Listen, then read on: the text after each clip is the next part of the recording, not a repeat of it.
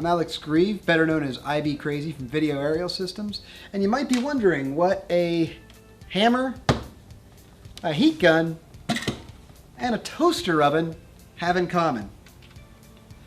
Well, those devices can all repair a broken right angle SMA adapter.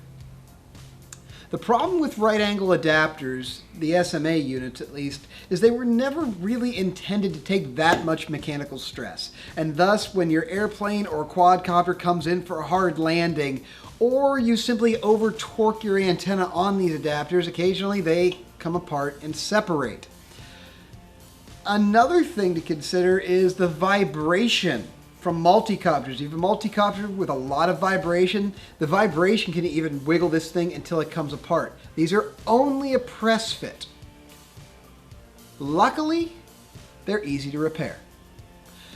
The first method that most people choose first is the mechanical forceful method. That's what this is for. Brute force.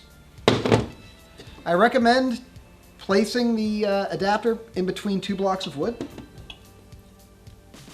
Take your adapter, place it between two blocks. Take your hammer.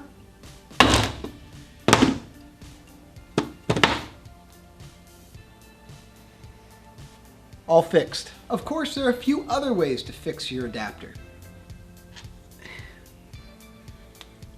All you need to do is get it pressed somewhat together, maybe even with just a pair of pliers, like this. And then you can solder it. And let's say you don't have a soldering iron. That's where this guy comes in.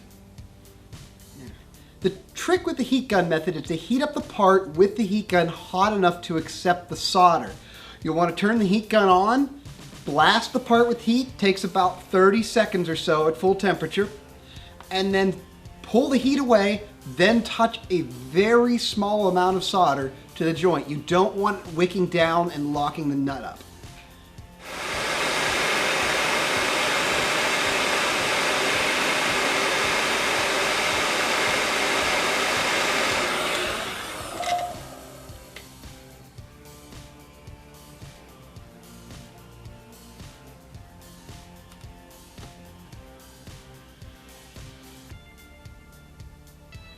The last method you can use to repair it is the toaster oven method. Of course, your full-size oven will do just fine, just takes a little bit longer to heat up, but it will do just the same. Simply take your right angle adapters, place them inside your toaster oven, and set the temperature to 450 degrees.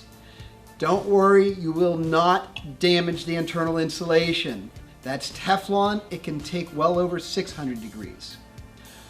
Once the unit is at a temperature, open the door, take a little solder, wick it in.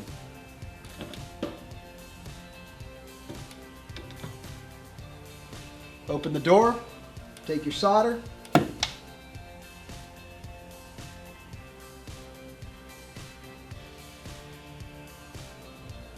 and give just a light touch.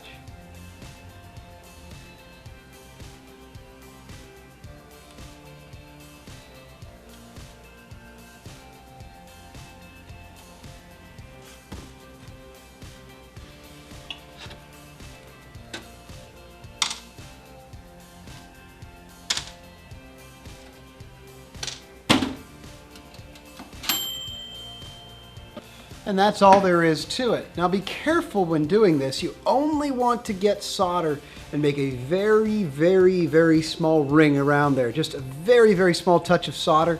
The thinner the solder you use, the easier this is going to be. Again, the solder is a permanent solution. In a crash, it will not fail. Of course, that also means it won't fail in flight either. The choice is up to you. Me personally, I solder them. But whatever you want to do, will work just fine. I'm IB Crazy. Keep your wings in the sky.